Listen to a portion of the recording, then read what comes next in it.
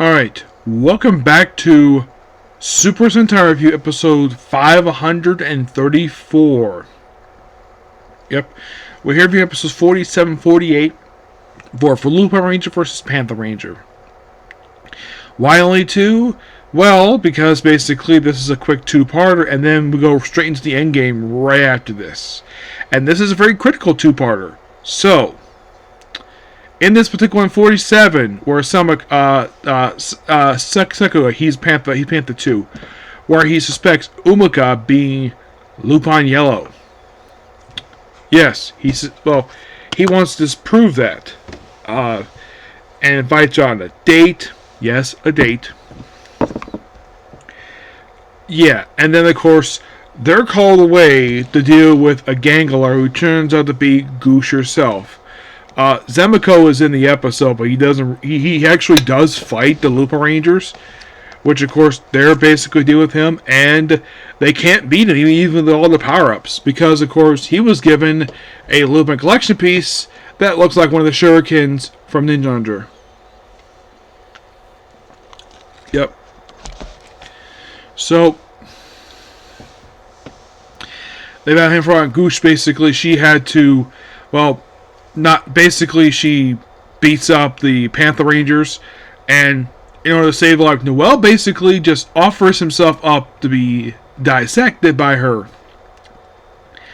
And then he's taken to the back world, because of course before that he reveals, oh yeah, I'm a survivor of the former residents of the world that the ganglers occupy. And then he's brought for Das Boss Dagero.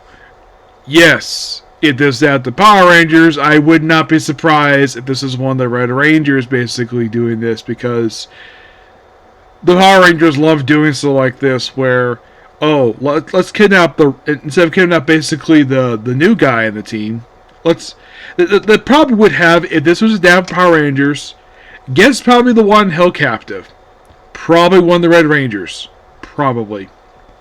So, and then of course he asks Dagero, why did he kill Lupin and take the Lupin collection? He's like, because I found it interesting. He's like, really? That's why you did it? He's like so angry, and then he's out to be dissected, and then they have this big broadcast because they have to go rescue him. Of course, Kedra, he's actually the guy who's a representative of the Lupin Foundation, who's been popping up throughout the whole show and has that Lupin collection. Also, I forgot to mention before, there was one episode recently where the book that has access to the Lupin collection, where you have Kare basically putting objects in it. Normally, this big control is done, but my guess is he allowed him to have it for some reason, at least access to it.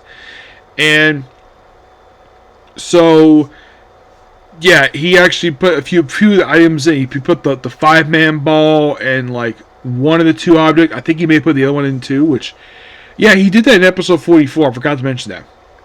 So he shows up, and of course, Goody Striker is very sad that Noel was captured. So the three go out to go rescue him, and of course the Panther Rangers obviously go rescue him.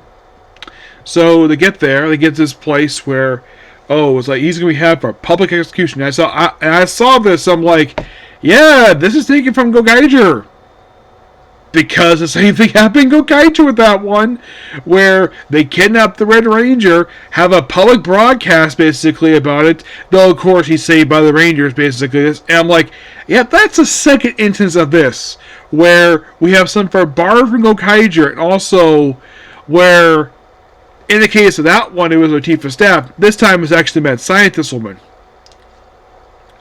which I'm sure she's probably the counterpart to her from that show.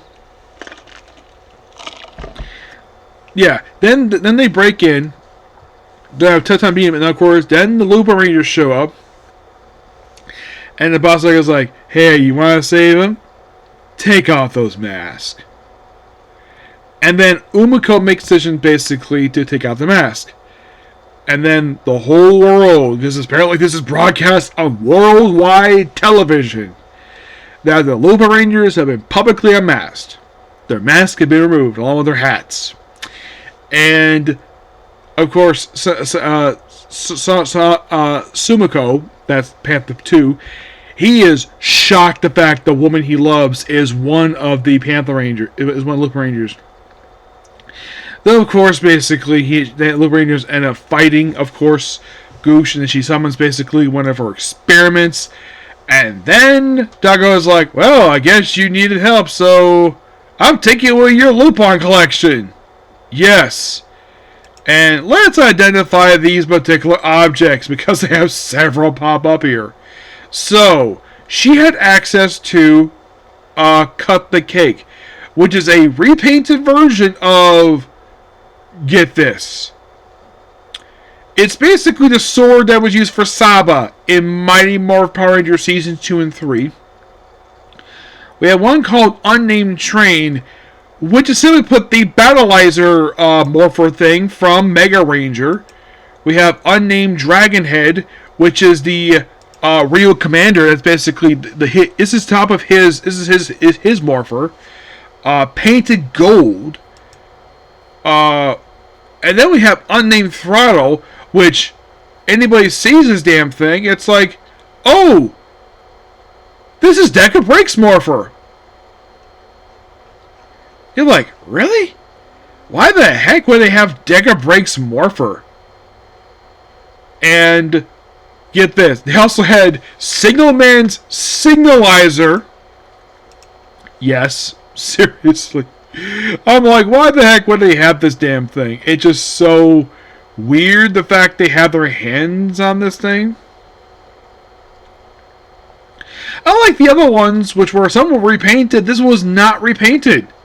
It looks like the way it did in the show. I'm like, interesting. And then, of course, they have a team up with the Lupinrangers with a big Gusha, who then proceeds to move her own safe. By the way, her gun. Now, since the show is about to wrap up, let's talk about this gun that she has. That she's had since pretty much the start of the show. Yeah, which, this is called Big Shot. Now, what the heck is this gun from, you might ask?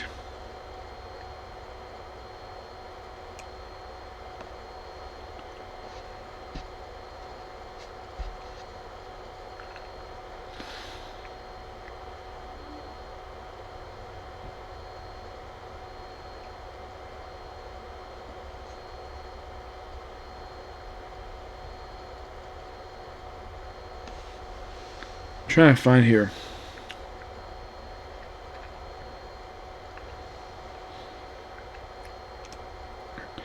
I'm not exactly sure what this gun is.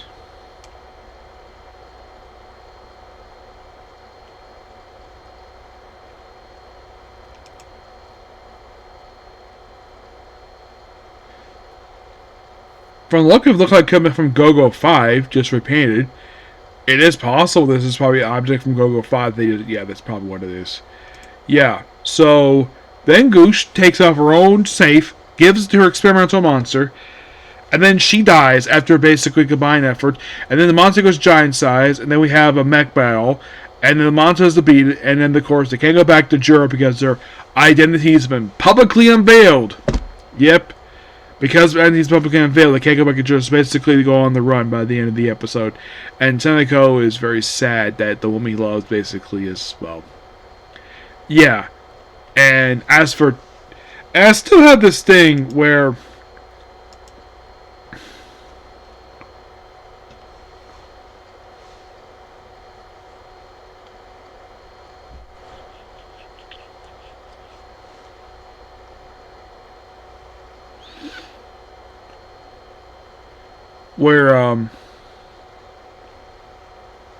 Tosogia had a thing for Kari.